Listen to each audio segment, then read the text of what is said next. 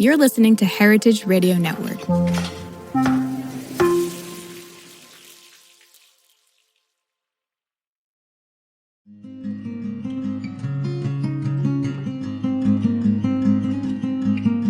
Hey listeners, it's Taylor Early, back again with another arc. This time, it's The Cult of Chef with Hannah Chouinard. Hannah is an alum of the Spring 2024 Fellowship Program here at HRN, and not only a hospitality worker, current informer, but also a food writer. When we were speaking just before we turned on the mics, I asked Hannah for a couple words for this intro to describe what she does. And she said she struggled because in hospitality, you tend to wear so many hats that it actually is pretty hard to find a label that really sticks. It feels like a perfect parallel for this amazing arc that Hannah is about to share with y'all. So, Hannah, hi, welcome to the pod. Hello, Taylor. During our time together in the fellowship, it was crazy, but we kind of danced around the fact that we both have had a number of years and really came up into our own consciousness in hospitality in our own ways. But we've never had a candid, real conversation about this. And I was elated to have you come back and pick up your old research from your master's work at NYU. Yeah, I don't know. I was so excited to talk to you specifically about this because food service reform and like labor stuff in food service is what I work on and what I think about basically all the time, and a lot of what I talk about too. But yeah, it's so like infrequent that I get to hang out with someone who's also excited to talk and think about it. Oh yeah, I love yelling about this. I can't wait to yell on the pod with you. So when we initially pitched this series to you, and when you pitched us back an idea, I knew it was up, you knew it was up, but our listeners didn't. So could you please, in maybe 2 or 3 words, could you maybe describe what you're going to be talking about across your 3-episode arc? Yeah, totally. So the like big ideas that I'm hoping to cover are labor, representation, and reform. Louder for the people in the back. Oh my gosh, yes. Let's really get into it. How did you actually land on these 3 words and this topic within hospitality as what you wanted to focus on for your arc? For my master's thesis, I wrote about food service labor reform, and I had all of these really cool ideas in my head, and I was excited to write about them, but was kind of just like settling into a life outside of school and outside of the fellowship. So I didn't have a ton of opportunities to do that. And when you reached out about this series, I was really excited to kind of like get to utilize all of this research that I did for basically just a paper for my academic peers. Initially, I wanted to look into the ways that Heritage had talked about food service labor reform and like pull from all of these interviews that I was sure that they had had with these big voices in the labor reform movement. And looking through the catalog, they just didn't exist, which was really disappointing, but also like stood out to me as kind of a reflection of the larger food media world where most of what we talk about isn't actually the people who are doing the day-to-day labor of making the industry work. And it's rather the like, I don't know, you referred to them as the charismatic megafauna of the industry, which I'm just obsessed with. That's so foolish. We love to talk about things that are pretty and interesting in like a really obvious way, and we don't like to dig down into the things that are tougher to think about. Ooh, yeah, that was perfectly articulated. Arc over. Thank you all for listening. No, truly. It was so interesting to realize that there have been 15 years of stories, and then through these conversations in our production meetings, catching up with Hannah on how the research is going, how you were kind of sifting through the yes chef of it all. I would say HRN has been a product of its time. Absolutely. Yeah. And I think we are like moving into this era where media really has to like consider their place in the world.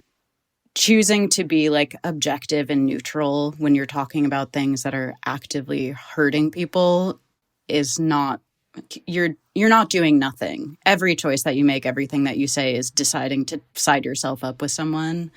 Media, even food media, which people think of as vapid and like silly and kind of like hedonistic, they also have a place in that scheme of deciding who gets to express their power, like who gets to build power. Truly. And I think to that point, moving away from the French chef on PBS to the Food Network with Mario Batali and Rachel Reyes, to the TikTokification of food media and moving away from long form into short form food content. There's negatives and positives. I would say the greatest positive that came out of short form social media content being the prevailing engagement we have with food media, at least in the late 2010s and the early 2020s, is the democratization of access, representation, and connection. Most of my food media community actually exists online. And because of the ability to be remote, because of the pandemic forcing us to think differently about how we do connect and why we connect and what community really feels like and is, I mean, community is such a buzzword. It's so sexy right now to be in community, but community is inconvenient. Like, we have to actually be honest with each other. There's accountability that's necessary in community. And I would say in hospitality, there's a lack of accountability because it's stripped of its nuance, it's stripped of its ability for people to slow down and see beyond a headline or see beyond a world's best list or see beyond Michelin. There's a significant lack of accountability that then is like the antithesis of how we actually hold each other up and are in community with people who we are in the trenches with day in and day out. That feels like a really great segue into the story I wanted to use to start the series off, which I think really sits at the intersection of all the ideas I'm going to try to cover in the next 3 episodes. This past December, I was walking around Lower Manhattan when I got a text that a restaurant group I'd once worked for had received their first Michelin star. I went online and saw a video of the team accepting the award, and watching my old bosses on a stage holding a plaque marking them as one of the best restaurants in the world according to Michelin, I felt this confusing combination of pride and heartbreak. I still care a lot about some of these people, and I'm so happy my friends were recognized for their work, but to be honest, I have a hard time believing that what they're doing is what we should all be aiming for. This wasn't the worst restaurant I'd worked for, not by a long shot, but their behavior as colleagues and supervisors was nothing close to exemplary. I was yelled at multiple times on the floor in front of customers for things like not polishing a glass to the perfect sheen. My coworkers and I were often told that our clothing was inappropriate because our bodies were, quote, distracting to male customers. I'd seen colleagues on the brink of tears after being snapped at by a manager. It wasn't anything that dramatic, just sort of the low-impact bevy of poor behavior common in the industry. But, hey, they serve really good food, so it's all worth it, right? Right? Your everyday food service worker doesn't see it like that. I would see runners and barbacks that I worked with where English wasn't their first language and how they were very much kept to working some of these lower paying positions for years and years and years with the same skill, sometimes more skill than some of my other coworkers, but never being afforded the opportunity to go to a bartender and say, hey, I'm going to shadow you, and have that be accepted. It was immediately crushed and shot down by management.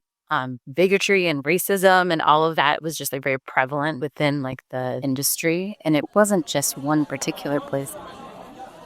The owners decided they wanted to do a kind of rebrand of the restaurant. So they needed to close for minimum 2 weeks, and that the staff should apply for unemployment during that time, which would have meant we would have gotten at most $504 for 2 weeks of lost work, which is not a livable amount for anyone in the city. So me and some colleagues ended up writing a letter asking for proper compensation. After all that happened, I basically became the black sheep of the restaurant. Yeah, just in general, I felt like I was really being punished and forced out of the company. And my life was just so miserable. My anxiety was so high every day going into work. Right now, I'm on sick leave. I had to use all my vacation pay that was built up. But my vacation pay isn't even reflective of what I actually make through tips. My vacation pay is based on minimum wage. So I'm still taking a pay cut. I don't even working in a corporate place. I'm not getting actually my paycheck as if I were at work, even though I'm recovering from a surgery. I'm getting like a small fraction of that because they don't pay me. The guest pays me. As anyone in the industry can tell you, this kind of workplace abuse is common. People get screamed at. Sometimes things get thrown at you. Veterans will tell you to always keep track of tips and check your pay stubs because your employer will steal from you. Back-of-house workers are often paid minimum wage to work in grueling and dangerous conditions, while their front-of-house colleagues survive off of inconsistent and sometimes menial tips. Sexual harassment is rampant. Discrimination against employees based on their race, ethnicity, or nationality is the norm. On top of that, workers are rarely offered benefits like health insurance or PTO or even unpaid parental leave, things that are the bare minimum in other industries. Food service workers are exempted from most labor laws, and what few workplace protections do exist are almost never enforced. It's enough to drive anyone crazy, but that's life for almost 15 million people. I've personally spent around a dozen years in food service and worked at something like 15 restaurants. Every one of them has offered up some combination of the same issues: wage theft, sexual harassment, overbearing and explosive bosses, long hours without breaks, lack of benefits, the list could go on and on. Some of these jobs were truly unbearable, some were marginally better, but none were immune from the problematic norms that plague the industry. And yet, because these places served delicious food, or the atmosphere was great, or the chef was really charismatic, all of these restaurants received acclaim. Chefs and restaurant owners can get away with just about anything as long as the package it's delivered in is alluring enough to make people look the other way. How did we get here? Chef.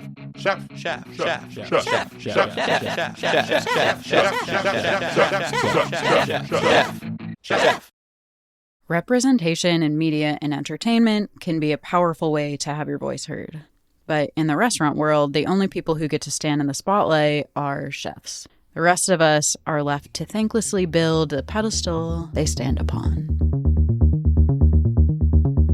Over the next 3 episodes, I'll explore how chefs are positioned as the center of the industry and investigate the very real impact on the people who labor for and beside them.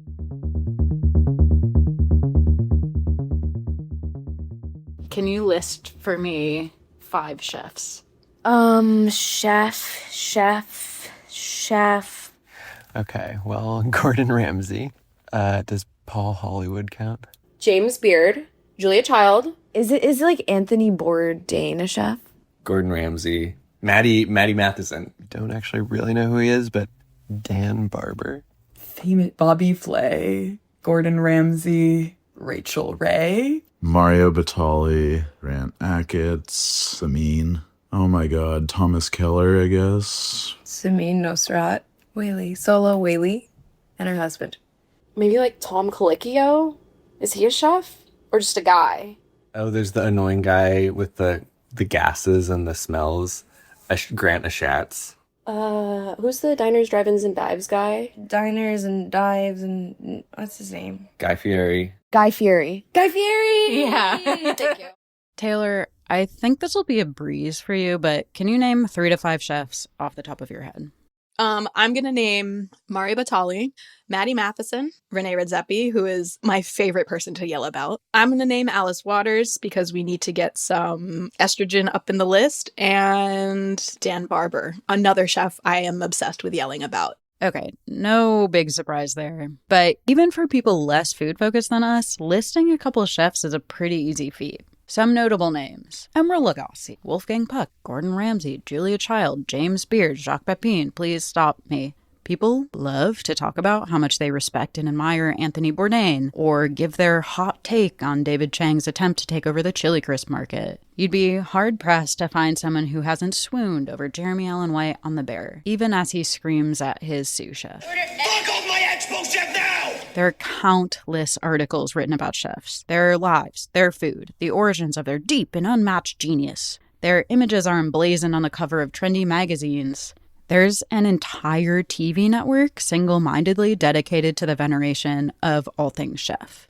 Even this podcast network falls into the trope. Over the course of its 15-year history, Heritage Radio Network has produced 17 shows dedicated primarily or exclusively to covering the stories, thoughts, interests, and influence of chefs. Combined, that brings us to nearly 3,000 episodes interviewing, quote, many hundreds of chefs, according to the network's executive director. America can't get enough. Chefs are perceived as uniquely talented individuals and arguably the most important factor in the success of any restaurant.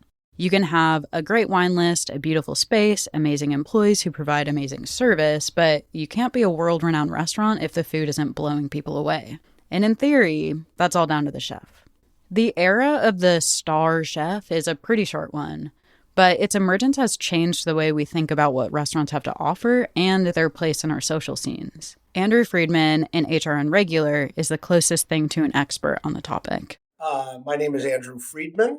I'm a Brooklyn-based writer and broadcaster, and I specialize in restaurant chefs and more generally in restaurants and kitchen culture. Chefs weren't always idolized the way they are now. For a long time, restaurants were just places to get a meal when you were hungry. People didn't enter those spaces with the assumption that they were about to have their world changed by a plate of food. And chefs didn't have the celeb status they do today. These were places of convenience more than anything else. There was really no interest in who was cooking the food.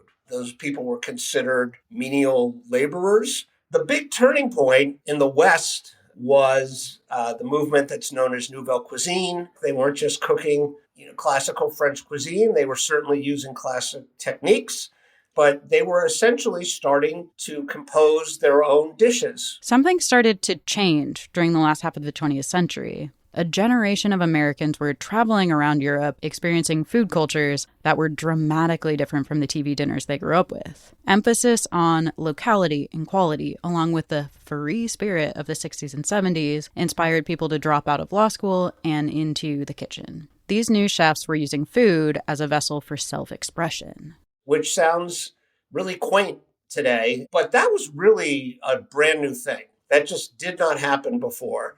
And as chefs began to essay their own dishes, there was naturally an interest in who it was that was doing this. A lot of the presentations became striking or beautiful. What Andrew doesn't mention here is that most of these people were, say it with me, white men with at least enough wealth for transatlantic travel.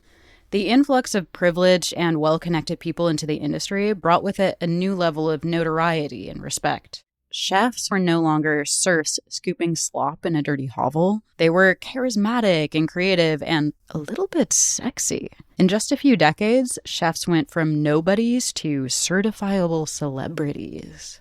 People eventually started to say chefs are the new rock stars. There was an article once where David Boulay he looked like Eddie Murphy. He was wearing a red leather motorcycle, whatever you call it, suit with his helmet leaning against his motorcycle. He was the cover of the New York Times Magazine, and that was a chef. That was mind-blowing to people, and he was dating Bernadette Peters at the time. I mean, what's different between that and like a movie star? We're living in the aftermath of that era now.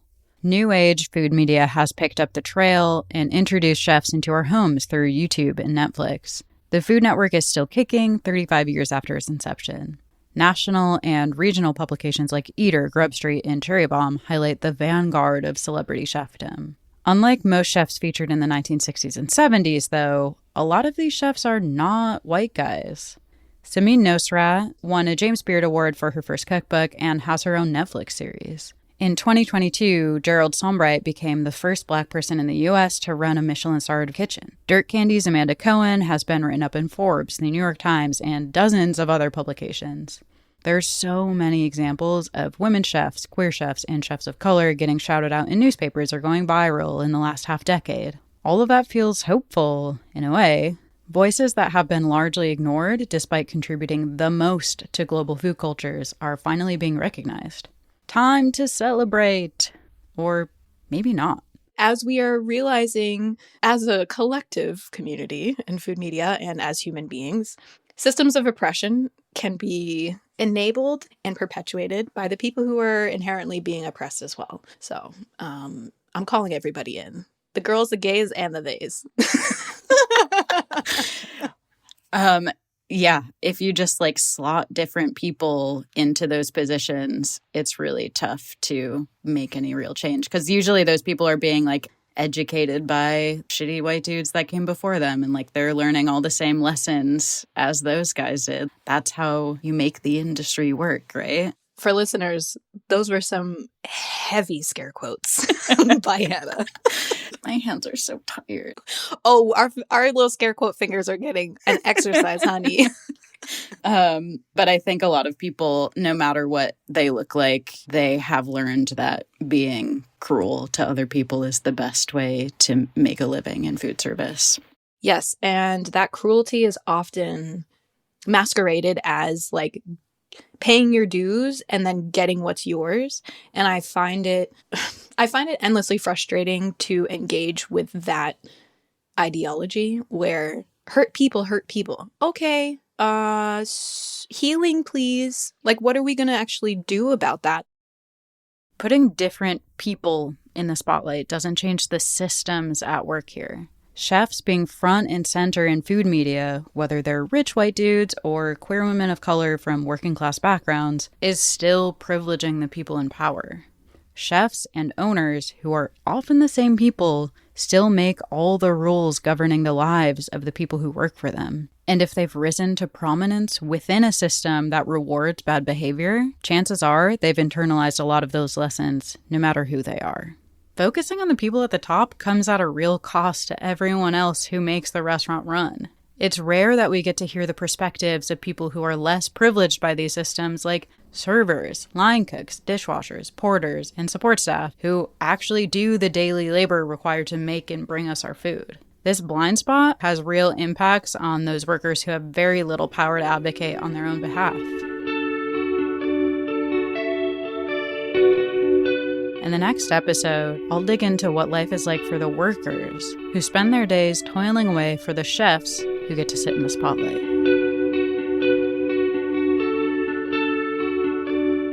The Cult of Chef is written, produced, and edited by me, Hannah Chouinard. Our host is the one and only Taylor Early.